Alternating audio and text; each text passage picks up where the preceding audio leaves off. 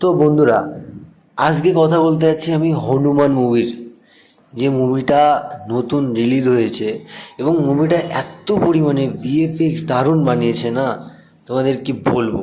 তোমরা অবশ্য মনে হয় ট্রেলারটা দেখে নিয়েছো বা মুভিটাও দেখে নিয়েছো।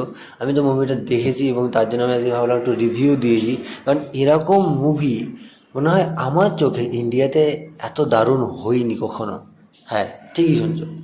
তো মুভিটা যে স্টোরিটা খুবই দারুণ করেছে, যে একটা ছেলে, সে কিনা কোনো কাজের না, যে কাজই করে সেটা কোনো কাজ ঠিকমতো করতে পারে না।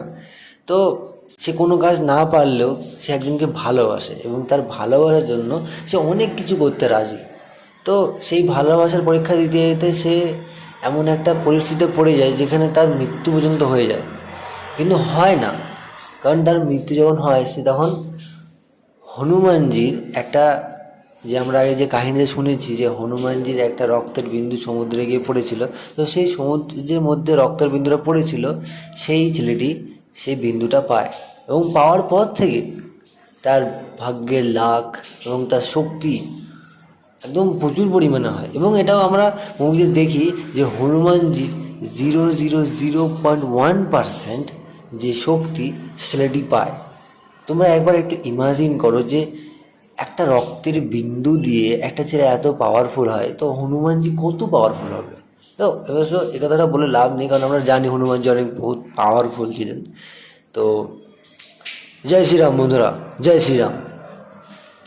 তো মুভিটিতে বেশি রিভিউ তার কেমন কিছু নেই, শুধু এটুকুই বলবো স্টোরিটা খুবই দারুণ এবং যে ভিলেন যে করেছে তার স্টোরিটাও খুব দারুণ। কারণ সে এখনকার যে কলিযুগ, আমাদের সব বেশিরভাগ যত ছেলে মেয়েরা এখনকার জন্মাচ্ছে, সবার মনে চায় যে আমরা একটু সুপার হিরো হব, কারণ আমরা সুপার হিরো মুভি দেখতে দেখতে এতটাই আমাদের ব্রেনে চাপ পড়ে গেছে।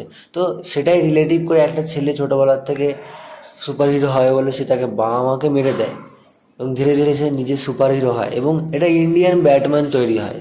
এবং ছেলেটি হনুমানজির পাওয়ারে খুবই শক্তিশালী হয় এবং যখন সেই ভিলেনটা তার ক্ষমতা দেখতে পায়, তো সেই ভিলেনটা ভাবে যে আমি তো সুপার হিরো দরকার, তো হনুমানজির পাওয়ার যেটা সেটা আমার নিতে হবে। এবং তার জন্য সে হনুমানজির যে সঙ্গে সে মারপিট করার জন্য রেডি হয়ে যায়, কিন্তু শেষমেশ সে পারে না, ভিলেনটা হেরে যায়। এবং এই মুভিটির পার্ট 2 অবশ্যই আসবে যতটুকু আমি খবর পাচ্ছি, এখন জানি না পুরোপুরি শিওর কি না। কিন্তু শুধুমাত্র হনুমানজি না, ইন্ডিয়ান যত সুপার হিরো আছে আমাদের, সব সুপার হিরো একটা মুভিতে আসবে। যেমন শিব, শ্রীকৃষ্ণ, এরকম আরও অনেক আমাদের ভগবানের থেকে তৈরি এক একটা সুপার হিরো তৈরি হবে এবং এটা একটা বড় আমাদের ইন্ডিয়ান অ্যাভেঞ্জার তৈরি হওয়ার সিদ্ধান্ত নেওয়া হচ্ছে। তো মুভিটি আজকে এই পর্যন্ত রিভিউ। যদি ভালো লাগে তা একটা লাইক করো এবং চ্যানেলটিকে সাবস্ক্রাইব করো। ইয়ার কী করছো তোমরা? তো দেখা হচ্ছে পরে একটা নতুন একটা ভালো ভিডিও নিয়ে।